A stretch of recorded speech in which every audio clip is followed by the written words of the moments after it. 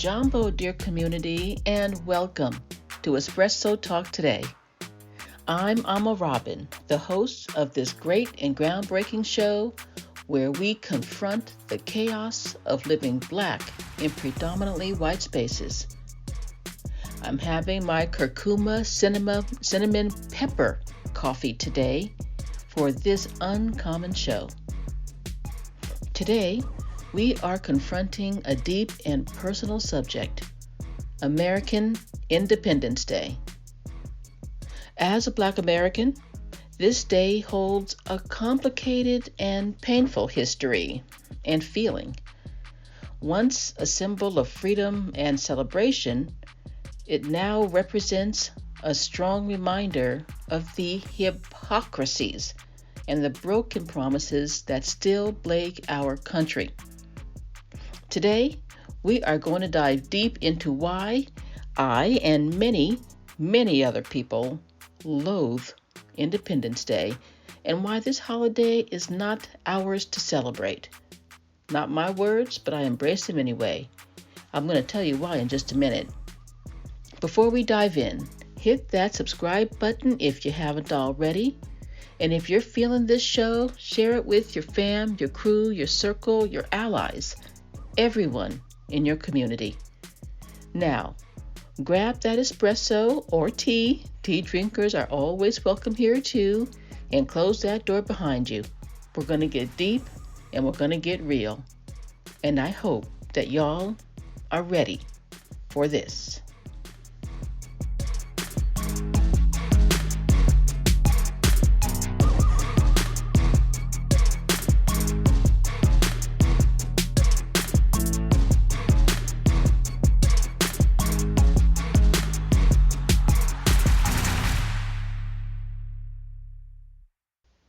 Aquaba, welcome, my dear brothers and sisters and my beloved gender-neutral and gender-nonconforming folks.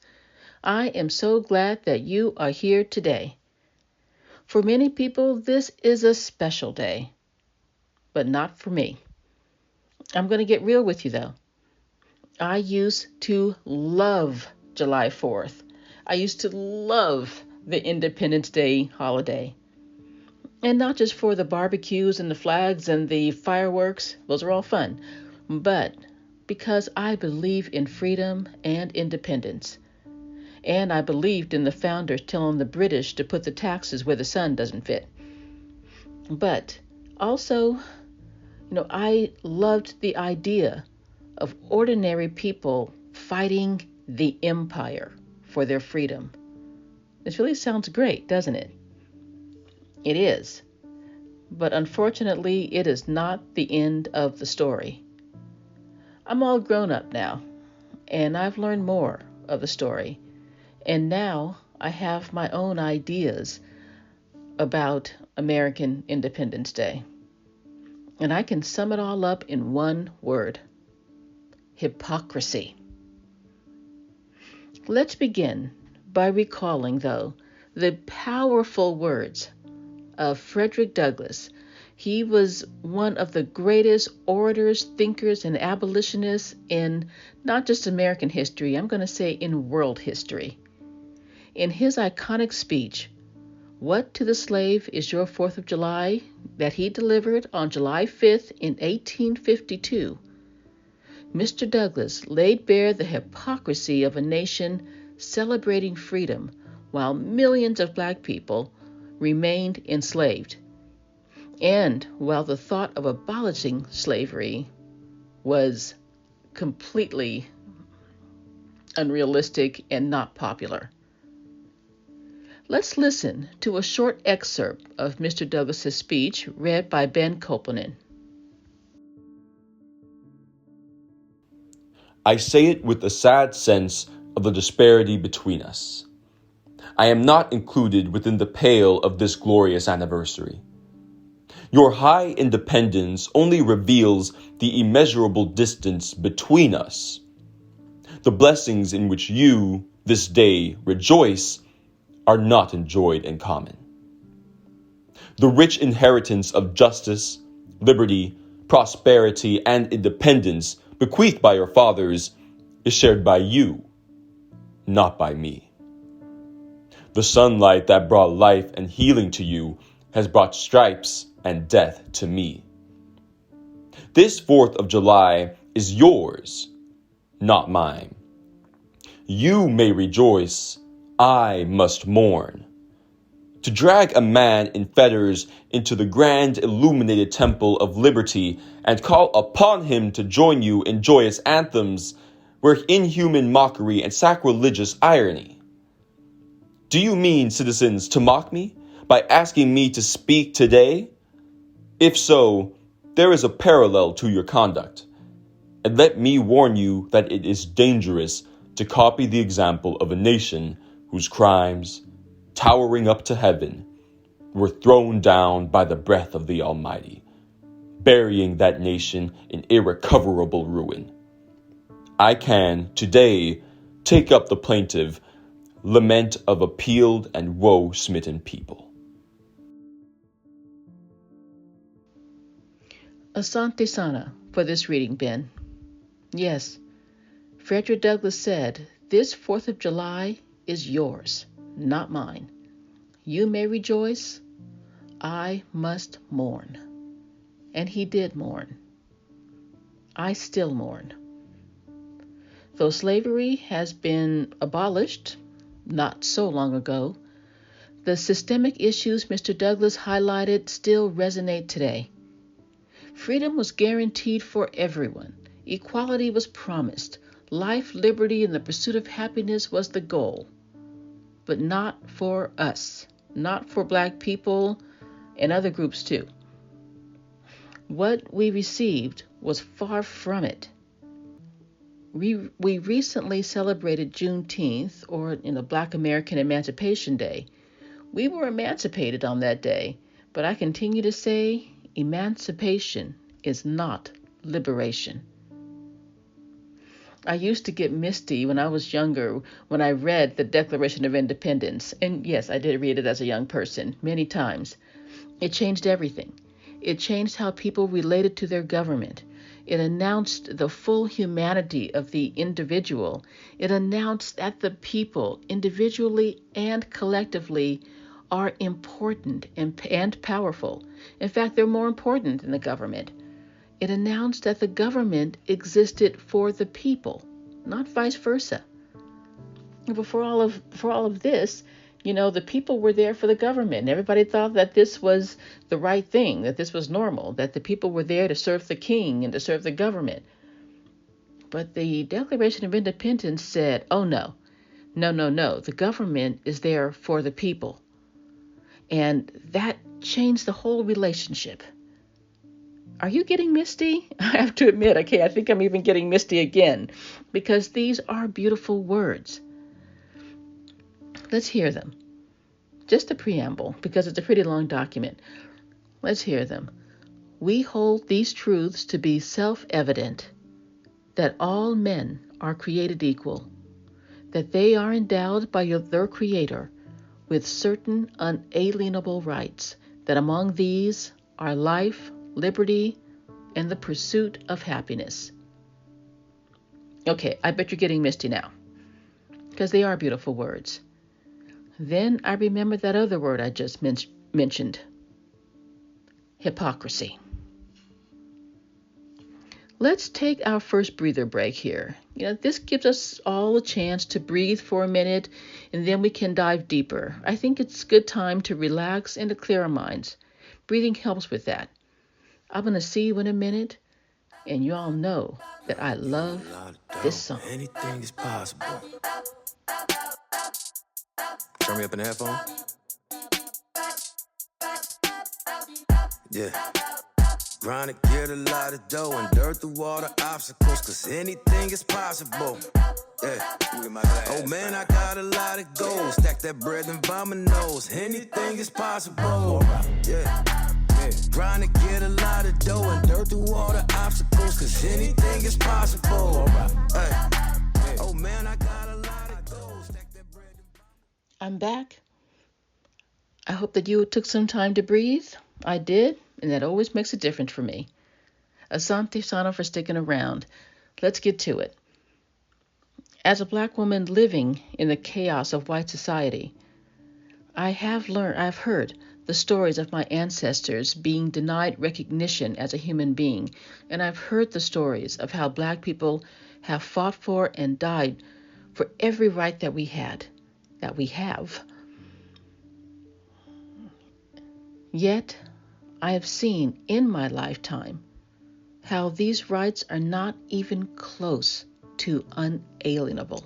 That's a big word, huh? Unalienable. They have been stripped away from us. I'm going to get specific in a minute about that. As a lawyer, a human rights activist, and a human being, I believed in the Constitution. Now I've seen how the rights and protections in the Constitutions have also been stripped away. The Constitution, the very document that should protect us and all citizens, all human beings, has often been weaponized against black people. The promises of equal protection under the law, voting rights, due process, and recognition of our full humanity have been repeatedly broken. Actually, if you look really closely, there is no constitutional right to vote. There's just the assumption that everything in democracy relies on a one person, one vote kind of situation. But there is no actual constitutional right to vote. Some of the states have it, but at the federal level, it does not exist. And actually, this came forward from horrible Justice Scalia, back in the case of, back in 2001 of Bush v. Gore. But I digress. Let us talk about the ongoing struggles that we as black people still face. Despite the end of slavery, we have had to fight for every right that was guaranteed or assumed in the Constitution. We had to fight for every right that we have, no matter where it was found. It's our rights that we know that we have as human beings. The civil rights movement of the 1960s was a battle for basic human rights. Those rights should have been ours from the start. But there were people, a lot of them, who believed that we shouldn't have those rights. Imagine going out and deciding that another person doesn't have the right to drink water at this fountain, or to have this job, or to marry the person they want to marry. Yes, and we're still fighting that one, right? Even back then, the Voting Rights Act and the Civil Rights Act were hard-won victories that, were constantly under threat. And in fact, in 2013, the Voting Rights Act was completely gutted by the Supreme Court. It has now allowed states to engage in gerrymandering, voter dilution schemes, voter flipping schemes. It's when you vote for one person and it comes up as another. A voter ID or ID laws that strip away our right to vote. If your name doesn't fit exactly perfect, on your ID as it does on, your ballot, you can't vote. And I'm telling you, look, I'm voting here in Europe. That doesn't happen. That does not need to happen. And it's allowed localities and states to engage in other schemes, like establishing just a single voting poll to serve thousands of people on election day, which means that people stand in line for hours and hours and hours. This does not happen in other real democracies. This has made voting nearly impossible for a huge segment of the population, particularly black people. And this happens in really every single election. Remember when the election when Stacey Abrams was competing, against Brian Kemp for governor of Georgia? That was actually one. If you dissect that one, Brian Kemp ultimately, I don't know if he won, but he did win. I don't know if I want to say it that way though, but he became the governor. And that was such a reprehensible election that was set up, and the things he did were so disgusting that undermined any kind of thought of it being a free and fair election. But the state and this country allowed it to happen, and they accepted it. Frederick Douglass is right. This holiday is yours to celebrate, not mine. You may rejoice, but I mourn. Consider the denial of equal protection under the law. Police brutality and racial profiling are stark reminders that our lives are still not valued equally. Mass incarceration, prisoner work programs akin to chain gangs are still alive and well. Affirmative action, though, is dead. Hundreds of black people are killed every year by police, and no one is held accountable. And the Congress did not even pass the police reform bill after the murder of George Floyd.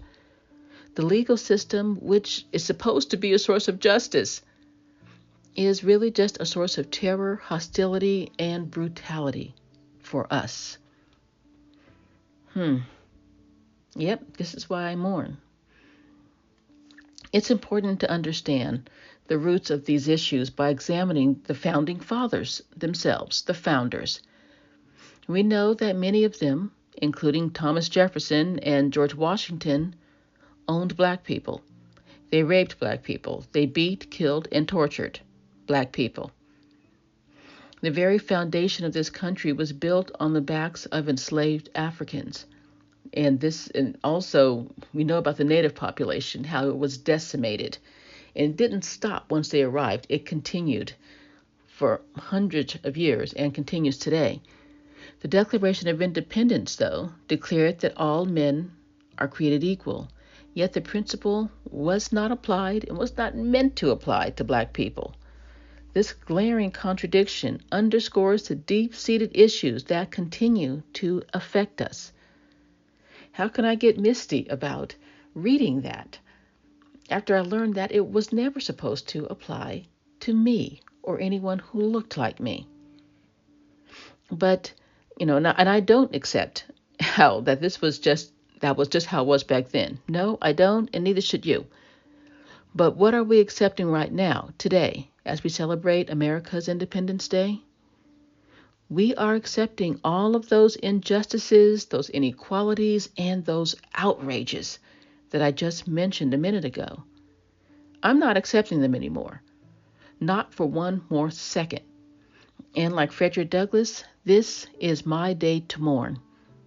And tomorrow's my day to get back to work fighting and announcing these hypocrisies, fighting these injustices, and uplifting black people everywhere. Now, despite these adversities, we have contributed a lot to this country. From building the nation's infrastructure to driving its culture and the innovations and inventions, our impact is undeniable, although many people do try to deny it. We have fought for this country in every single war. We've excelled in every field and enriched American culture and the economy and life in countless ways. Our resilience and strength have shaped America into what it is today. It would be a whole lot better if others weren't trying to tear it down. What we've done has uplifted it. But America is being attacked from within, and that's what is causing a lot of the problems today. As I've discussed in many previous episodes, we have made a way out of no way. And as we have thrived, so has this country, even while making us fight for everything that is routinely handed to white people. All right, look, I'm not a bad person. I'm not an angry person. You might want to roll your eyes and just say that I'm an angry black woman, or that I'm ungrateful, or that I should just learn to forgive. I can tell you that I'm not grateful for racism or white supremacist structures or systems that continue to attack black people. I'm not grateful for the inferiorization that's been implanted in me and reinforced by society. I am angry, but I'm not a stereotype. As I said, I used to love Independence Day. So why do I now loathe this day? If you haven't noticed already, then because it represents a celebration of freedoms that were never meant for me, for us. It's a painful reminder of promises unkept and rights ungranted. How can we celebrate a day that symbolizes liberty when we're still fighting for our own basic human rights? We haven't received the reparations we were promised. Yes, I said the R word, reparations. We are owed reparations today and forever. The wealth gap, educational disparities, systemic inequalities are continuing legacies of slavery that remain unaddressed, undiscussed, unrepaired. The health crisis caused by racism is a legacy of slavery in which Black people were experimented on and denied basic care and actually tortured. The quote-unquote slave patrols still roam the streets in the form of police who are biased, racist, and militarized. Black communities have been destroyed, the people removed or massacred. Communities have been deliberately under-resourced, poisoned and flooded with toxins, and undernourished. Have you ever lived in a food desert? Well, have you ever tried to find a bank in a Black community? Black communities are routinely underbanked. And when we fight back against injustice, we're punished. When we work hard and build strong businesses, we're treated with hostility. Independence Day is a reminder of the liberation that we deserve but have never received. Emancipation is not liberation. This is your day to celebrate, not mine. You can rejoice. I must mourn. Let's take another breather break here. Let's breathe, think, stretch, do push-ups, grab some coffee or tea, whatever speaks to your soul. This is some great stuff, but we all need a short break. Then we're going to talk about alternatives to the July 4th holiday. I will see you in a minute. Turn me up in the headphone. Yeah.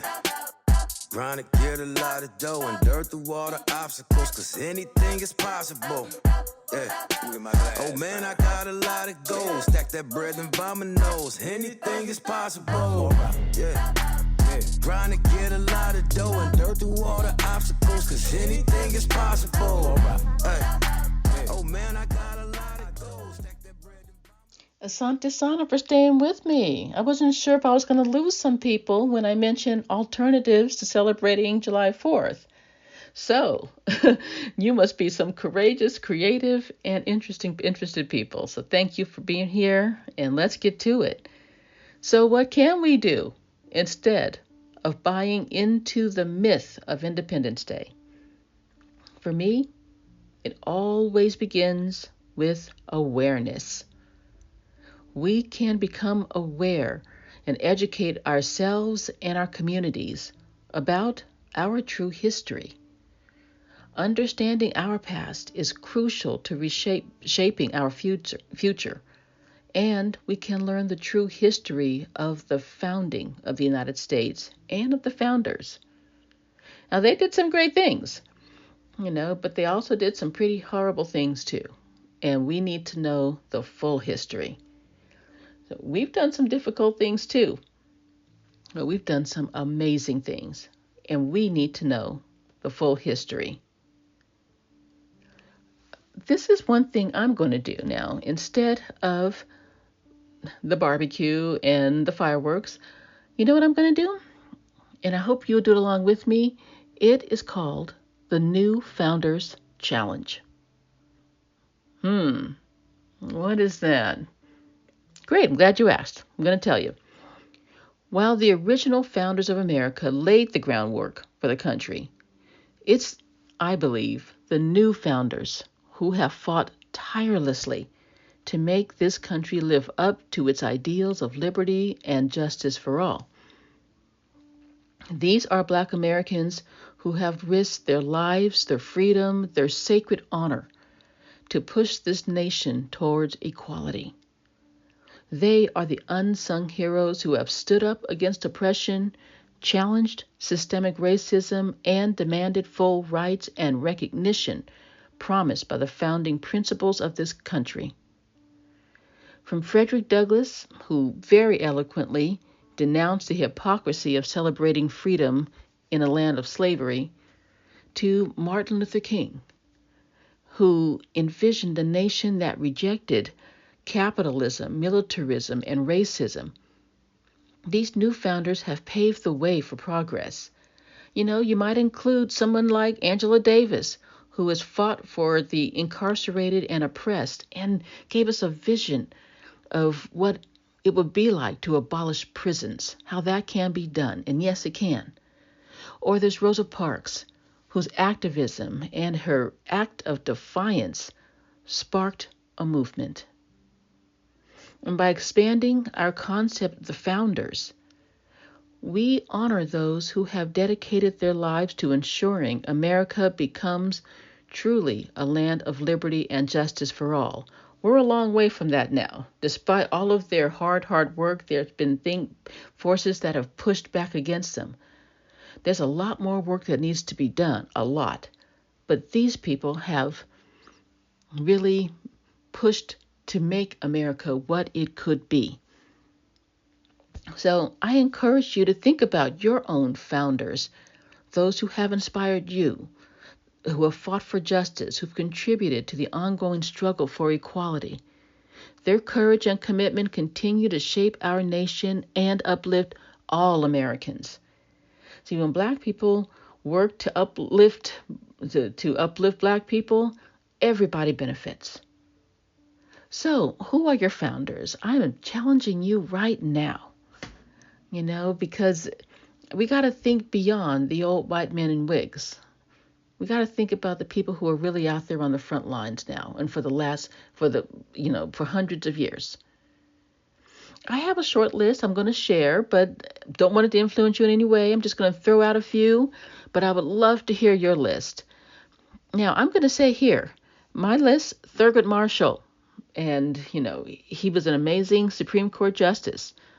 Ida B. Wells, who fought against lynching and who became one of America's first major investigative journalists. This is an interesting one. The NAACP and Black Lives Matter movement.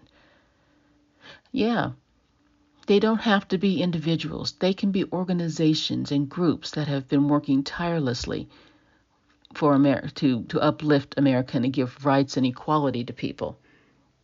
Kwame Ture, Black Power movement. John Lewis, he was out there on the bridge fighting for equality.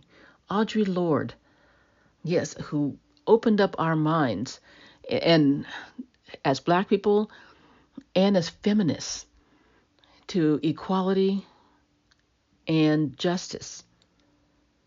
And there's Langston Hughes. He wrote this amazing poem, Let America Be America Again. And before you think that that's some kind of a MAGA poem, it is absolutely not that. But it's a poem that announces that America never was America. Well, let's see. So as I said, that's my list. But I really love to hear yours. So, you can DM me anytime and we can talk about it. But before we do that, let's take one last breather break here. Then we're going to wind it down, and I got some info I think you're going to want to know. We're going to talk about what our allies can do for the July 4th holiday, and I know that y'all are ready for this.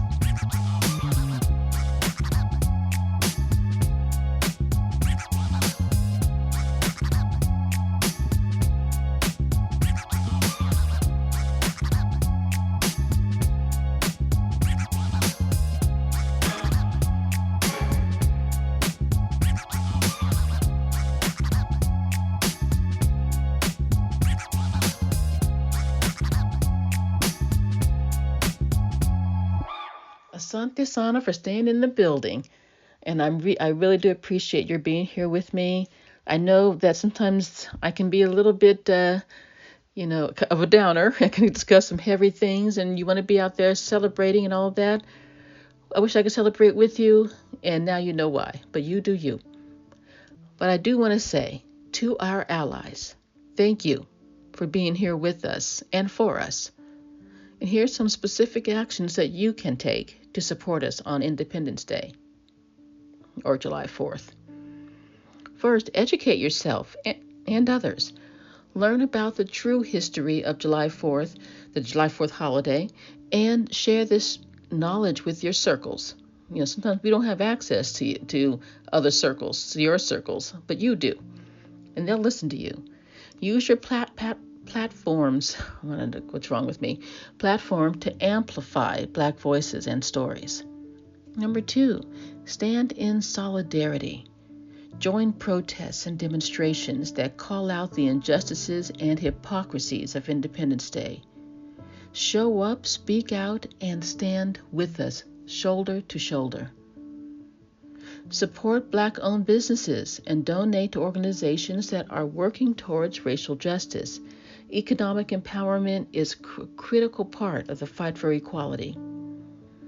Then advocate for policy changes. Use your privilege to access policy changes at the local, state, and federal levels. And always, of course, challenge and confront racism. Call out racist behavior and systems in your own communities. Engage in difficult conversations with friends, family, and colleagues about the realities of racism.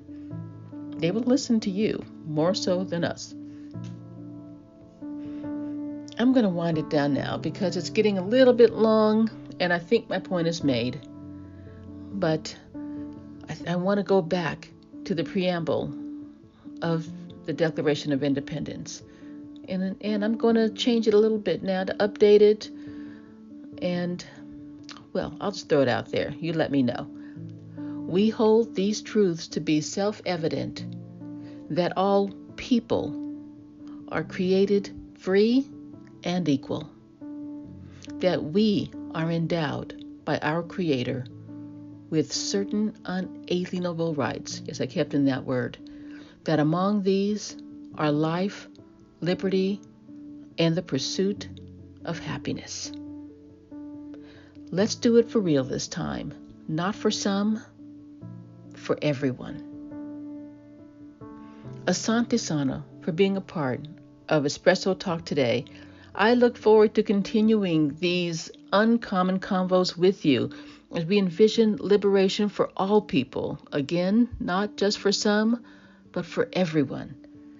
And Asante Sana for all people who are working for liberation of oppressed peoples everywhere. We stand in solidarity with you. And remember, my fellow warriors, know this deep in your heart, you are powerful beyond measure. Together, we are invincible. If you want to keep discussing or just reading about these issues, and I hope you do, then you should subscribe to my weekly Black Empowerment newsletter, The NOMO Beat. We discuss lots of different issues there. So get your dose of Black empowerment and liberation every single week. Never a dull moment. Lots of powerful, uplifting, and liberating moments, though. You can subscribe at the Espresso Talk Today website, espressotalktoday.com, or on Instagram at Ama Robin L. That's Ama, A-M-A, _ ROBIN _ the letter L. You can also find us on Facebook at our Espresso Talk Today Black Liberation Lounge. This group is a safe space for us to hold discussions, share thoughts and ideas, feel joy, express sadness, mourn, or just be. You can also join us on Instagram, where I hold a live discussion every single week. DM me if you want to get the weekly schedule, or just join me on Instagram at Ama Robin L. I'm Ama Robin for Espresso Talk Today, and remember, now more than ever, strength, soul, and reparations. Ashe, community.